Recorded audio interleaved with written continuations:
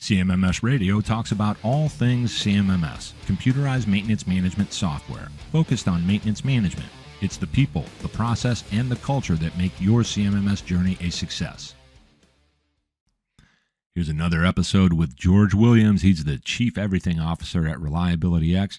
We recorded this at the Streamline Asset Management User Conference, Greenville, South Carolina.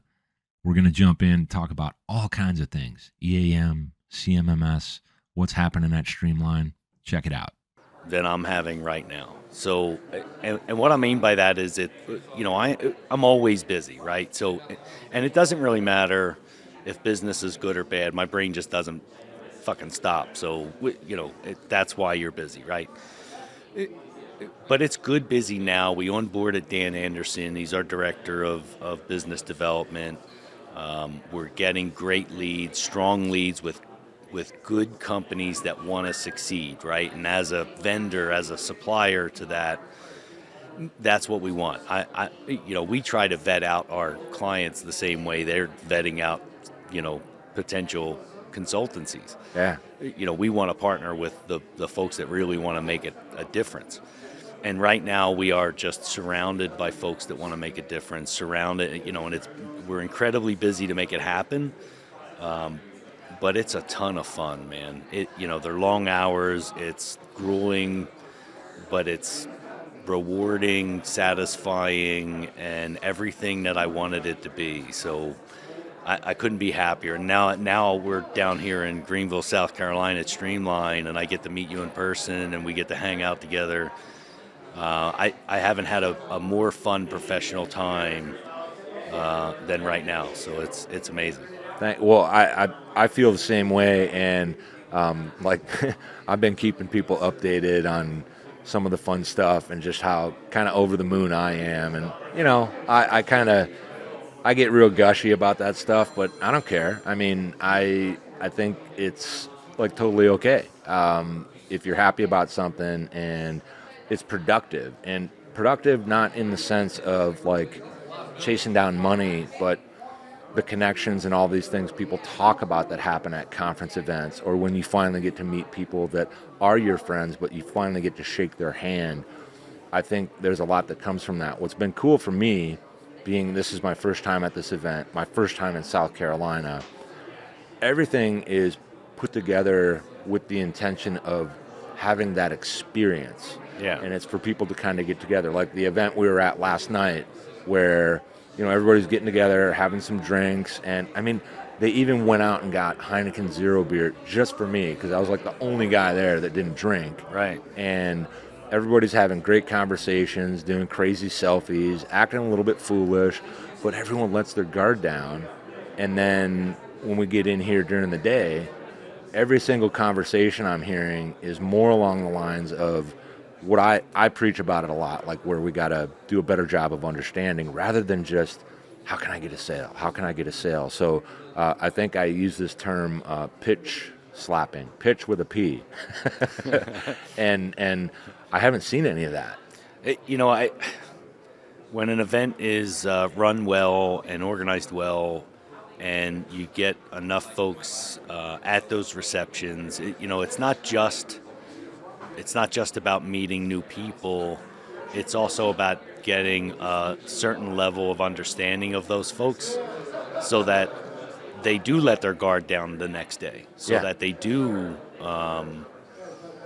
loosen up and have a more honest conversation tomorrow after the networking takes place the day before, right? Yeah. Sometimes folks can be a little hesitant. They don't really know you. They don't, and when you can have that icebreaker conversation, that helps kind of open up the floor a little bit. Yeah, well, it's similar to that. So today I had a lot more people sit for a recorded episode, and sometimes I would call out ReliabilityX and all that. Sometimes I would just do what I usually do when I'm at the home. Yeah, give them whatever. To some other vendor. Yeah, thanks. Yeah, exactly. No, it's I think I didn't hear in these episodes. I have to go back and listen through and do a little touch-up, editing, whatever, but I didn't hear people talking about their products. I didn't hear them talking much about their features. And the reason I like that is I think we agree, whether you use Hexagon, whether you use some of the other solutions that we know that we're friends with, It's more about, I harp on it, people and process. And the reason that doesn't change is because that's where it really starts and that's where it really ends, because all the other stuff won't make a difference. And some people have been willing to actually have that talk in a very real way. Even some of the people that roll through that have technologies, they're not talking about that, which is, I think, what we need to hear. Real conversations. Why does it matter? Why does this happen? How are you solving those problems? So what I want to find out is, since it's been a couple of days now since you've been here, have you learned anything new, or have you heard anything that's not new that's still kind of problematic for the industry that people are maybe not complaining and griping about, but more saying like, yeah, that's a thing and this is what we need to do about it? Anything like that? Well, I think there's a lot of interesting things, especially with the Hexagon platform and EAM and all of the other aspects of Hexagon and how those things integrate. I certainly, it's really neat how you can 3D map an environment and collect your assets. That's not exactly new, but and even putting it on a spot robot dog is not really new. But the technology is getting better and better and faster and cleaner, and so I think that's really interesting for me. But I think the problems are all still the same, right? So, the technologies are great when they are ready to apply them, based on the maturity level of the people that are doing the work, right?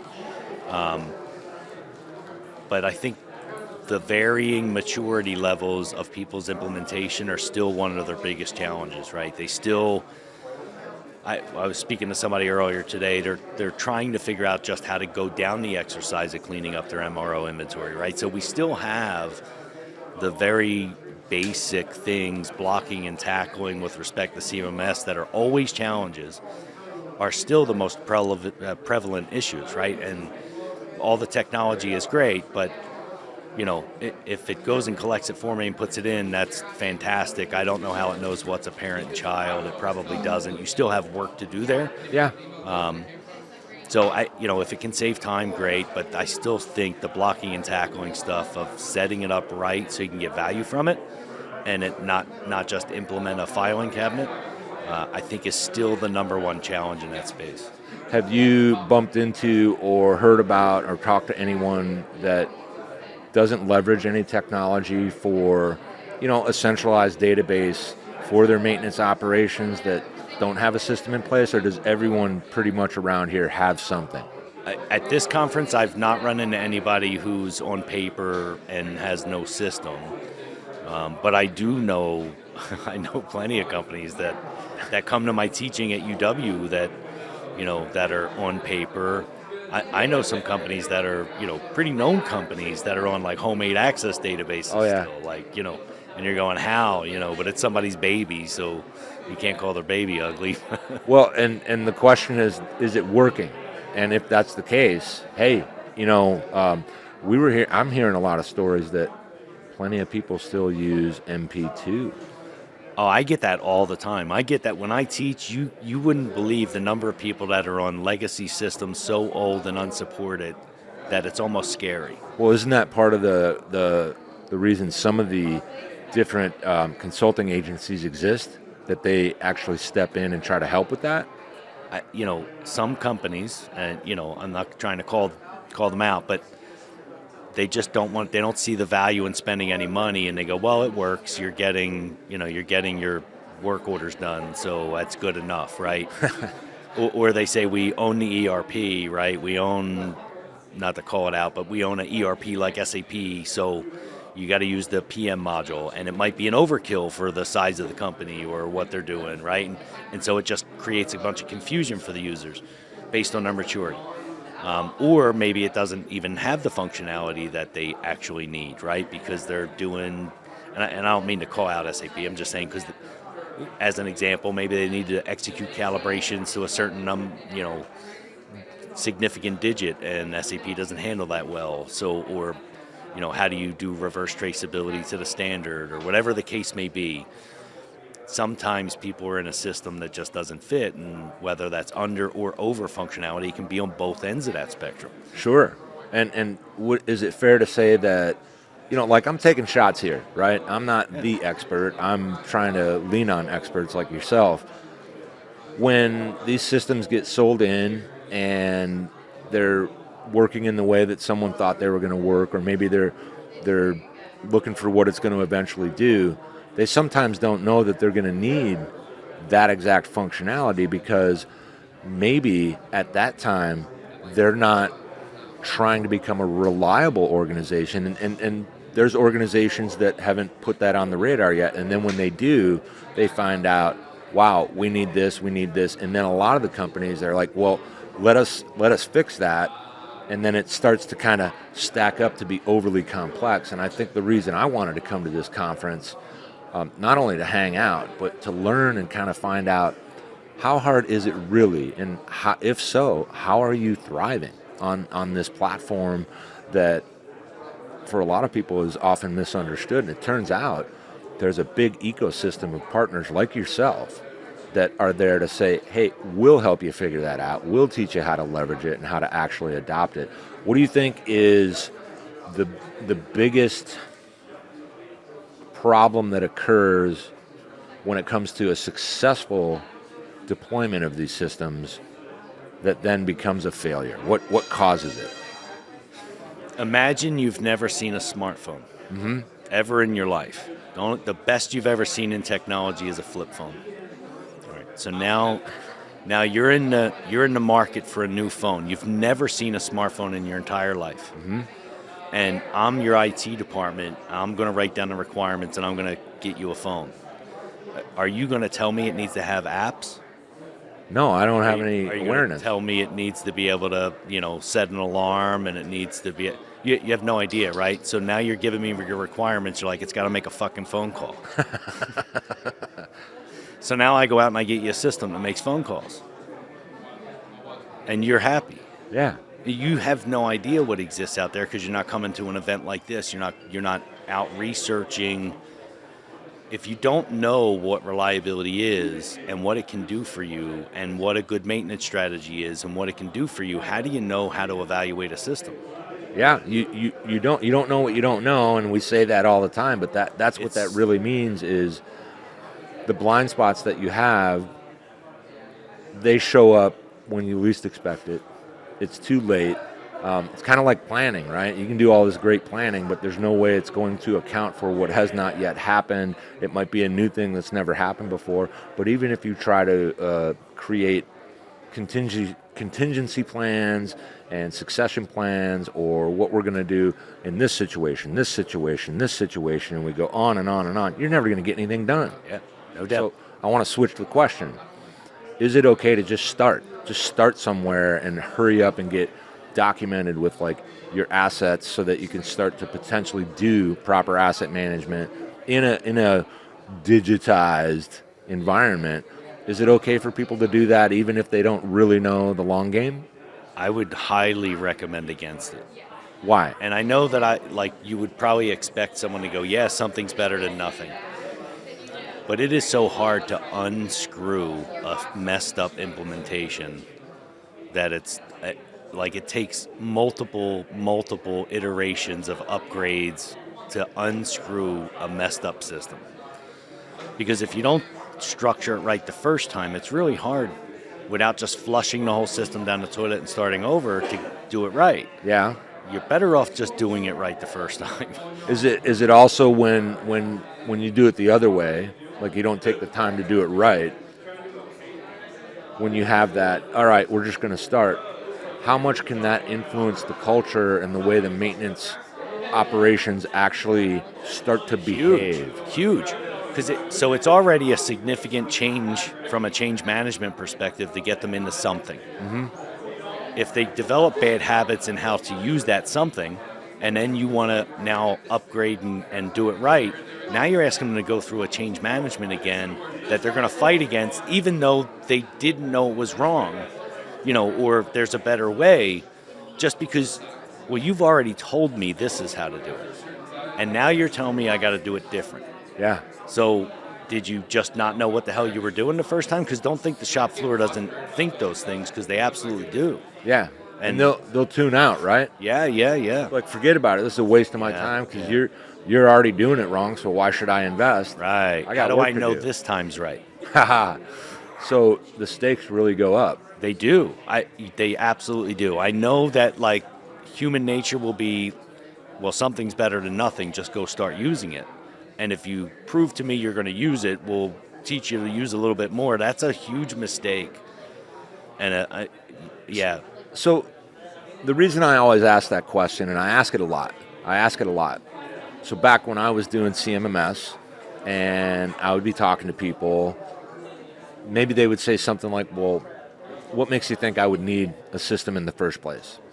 So let's say I already have talked to them, I've done a proper discovery, whatever. I didn't even call it that back then. Just it's a call, it's a consultation. I want to understand, who are you, what do you do, how's all that working for you, and by the way, how many assets do you have? And they say, well, it's somewhere between like 200 and 300, or maybe 300 and 500. For me, I think that's a problem.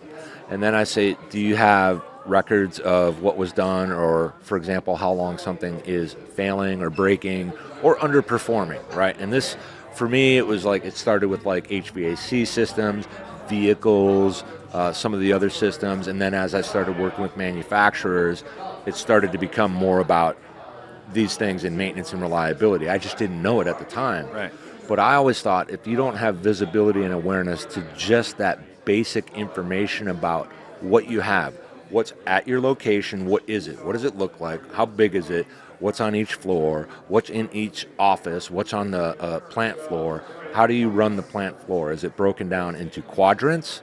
Do you call them areas? What's inside each area? What kind of machines? Is it conveyor systems? Is it CNC, lathes and, all that kind of stuff?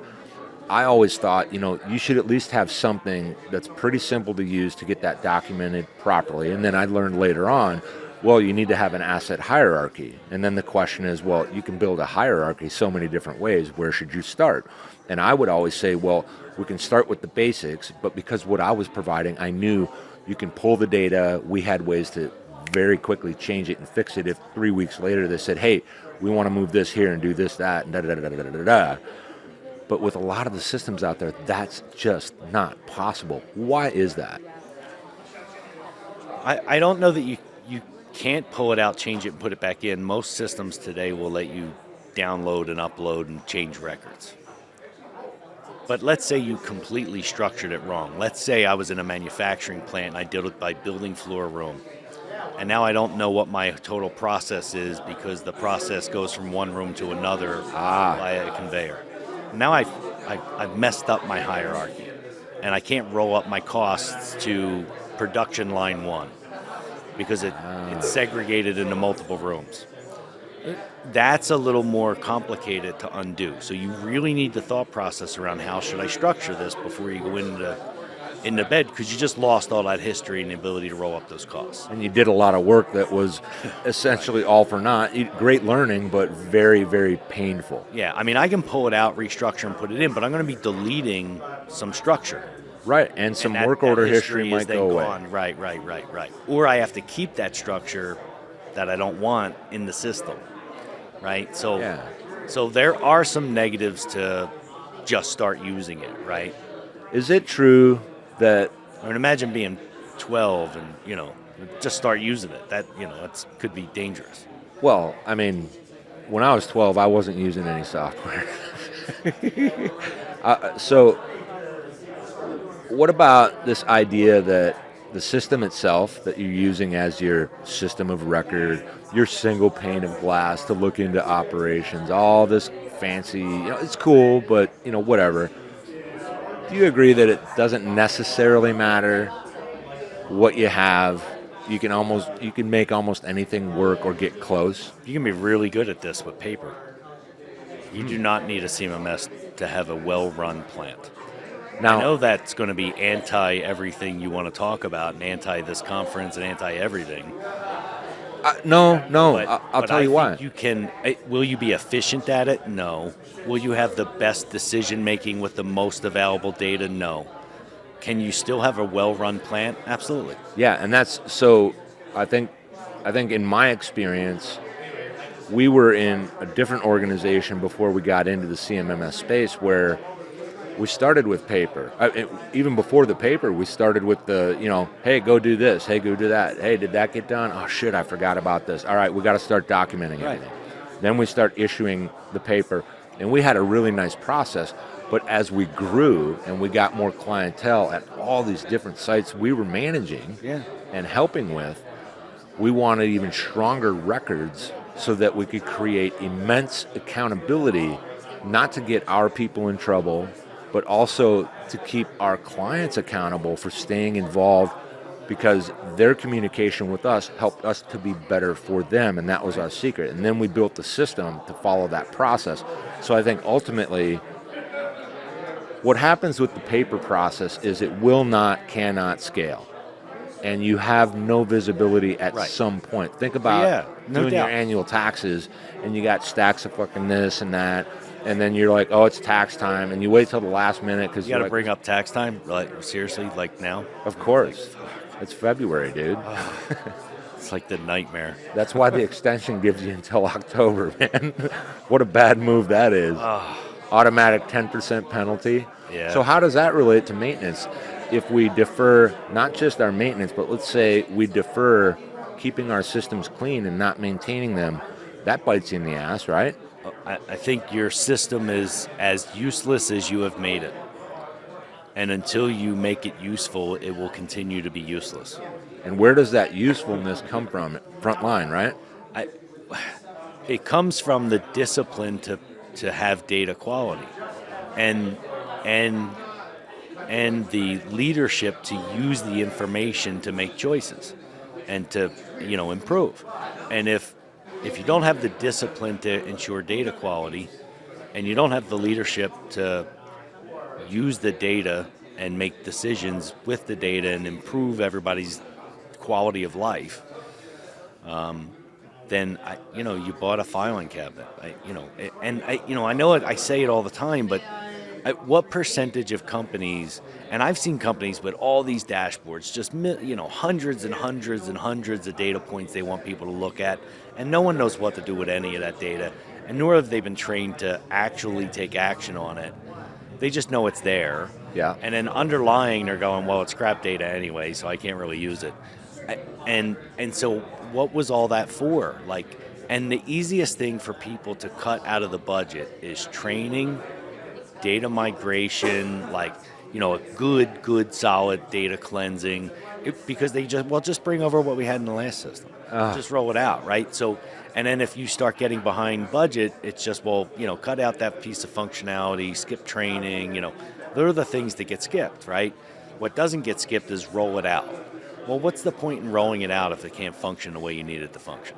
This is part of the reason why, everybody out there chasing deals or whatever, chasing opportunities to help someone, it takes so darn long, because that operation just they're not available to see it, even if it's right in front of their face. Yeah. And then someday maybe somebody new comes in and says, I see it too.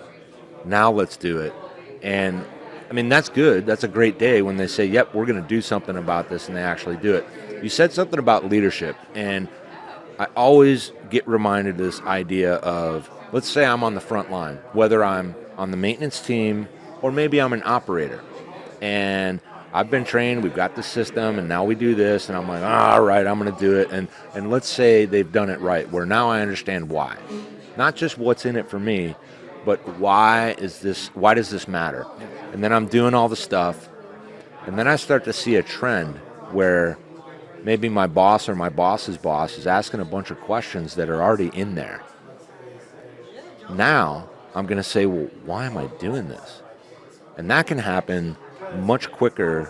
Like that might take months to get that kind of movement, and it takes minutes, hours, days, and it's over. How often do you see that happening?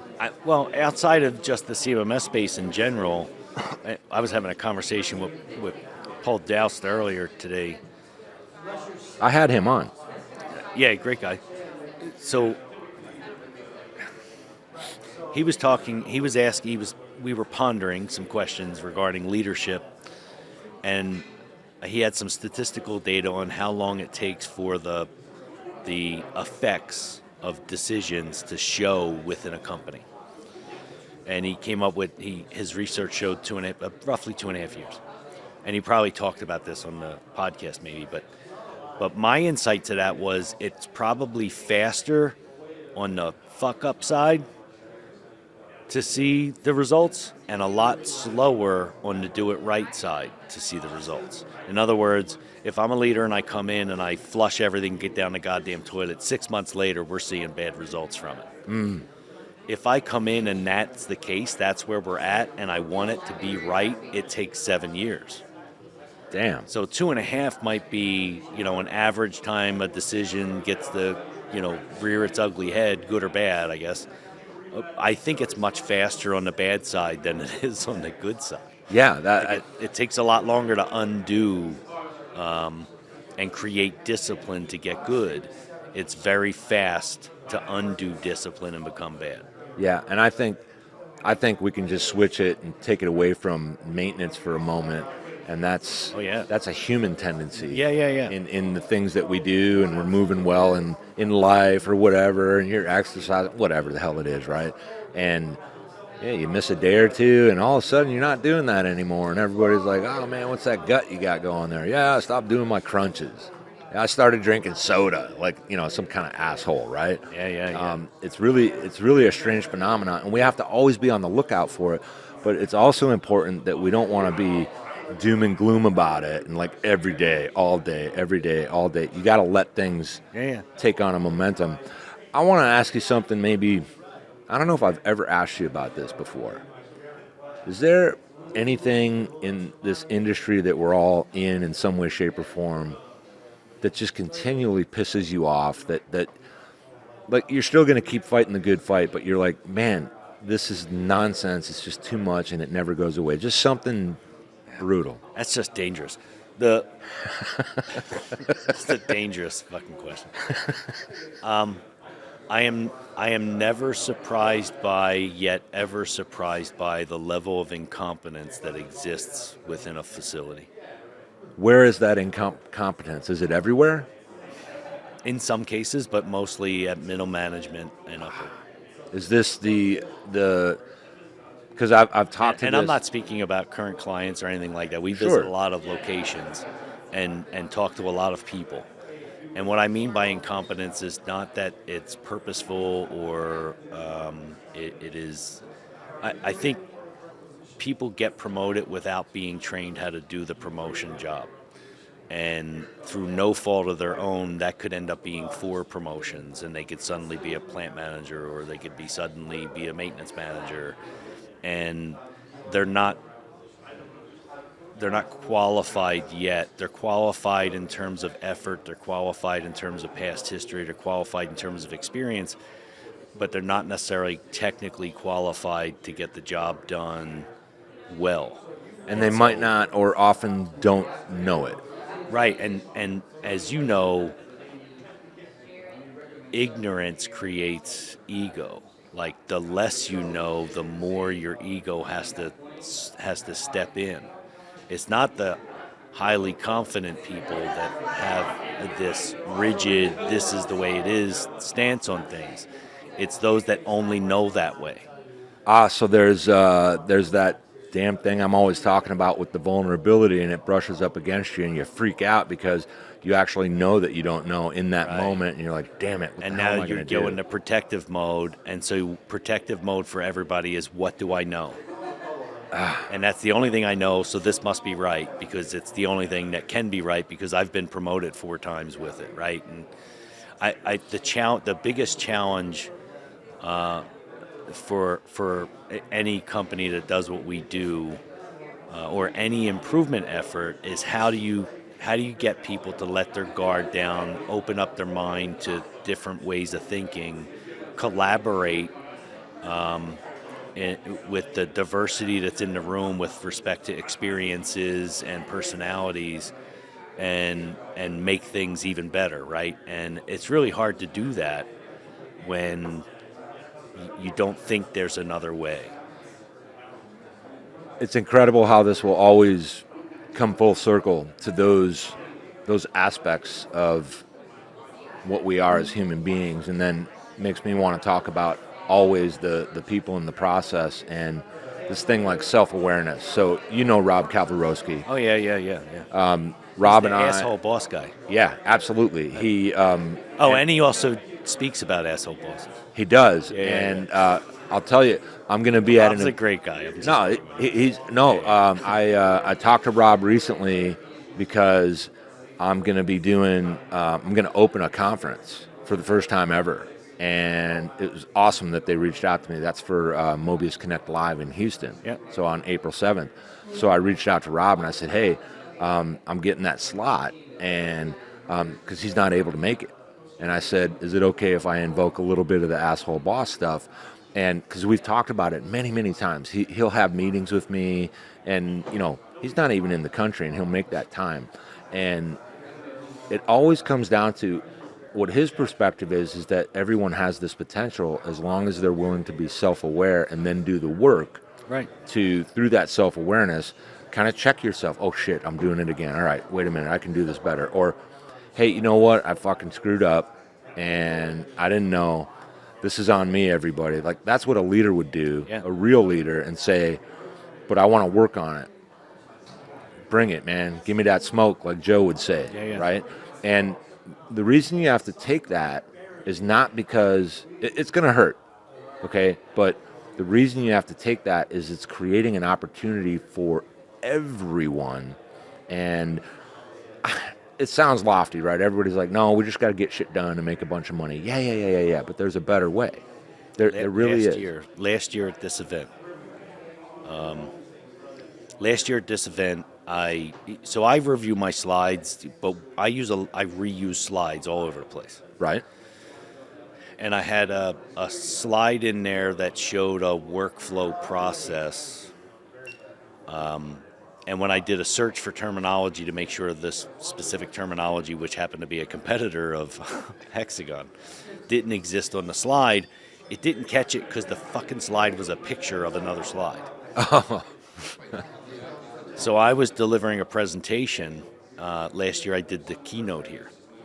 I had 2 keynotes. I had a keynote on each day. Mm-hmm. So the first day, I put a slide up that had a competitor's name on it.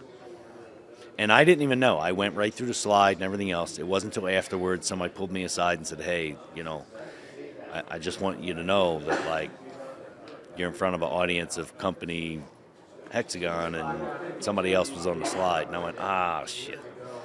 Well, the next day at my keynote, I stopped the keynote in the middle of the keynote and apologized to the entire audience.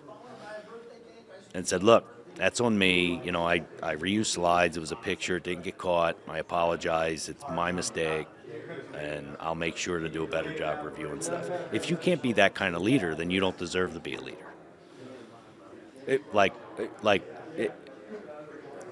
Just admit it and move on. Like, it's not a big deal, right? And if somebody wants to make it a big deal at that point, that's on them, in my opinion, not on you. But as long as you own your shit and move on, then so be it. Yeah, put it out there. And yeah, it's scary, but putting it out there, now it's out there, you can all do something about it. Yeah. As opposed to the opposite, that creates blind spots. That creates shit, man. Somebody taught me once that expectations unmet creates neediness. And that can really fire up ego. Yeah. Or it can fire up fucking victim mentality and all that. And everybody's really susceptible to it. They just don't realize it. Yeah. And then when they're in it, it's like fucking quicksand, right? How many times have we said the F word? Alex. I never say the F word. What are you talking about? Well, Alex told me we're not Fun? supposed to at this. Fun. Talking about fun. Fun. Yeah, That we had shit. a lot of fun. Yeah. I don't give a fun. Look, man, we got to get ready for this. We got to take a little bit of respite. First of all, again, thank you for all the support and assistance with this. And Yeah, no worries. I always have a blast chopping it up with you. And the reason behind it, I think, is multifold. But like, we can speak plainly, and I don't have to be the pretend expert and try to keep up. It's okay to volley, and it's okay for me to miss a shot or two. And I think for me, that's me trying to move a little bit closer to that kind of mindset that you're talking about. So I appreciate that. thank you very much for being on CMMS Radio. George Williams, ReliabilityX. We're here at Streamline Asset Management User Conference in Greenville, South Carolina. Awesome. Thanks, Rick. You got it. Did you find this episode helpful? Please send us some feedback, suggest a topic, or ask a question. Reach out to CMMS Radio if you need a co-pilot on your CMMS project. Visit cmmsradio.com and use the What's on Your Mind link. Thank you for tuning in to CMMS Radio, your resource for all things CMMS, from selection to implementation, to help you make better choices, learn from industry experts, and have a successful CMMS journey.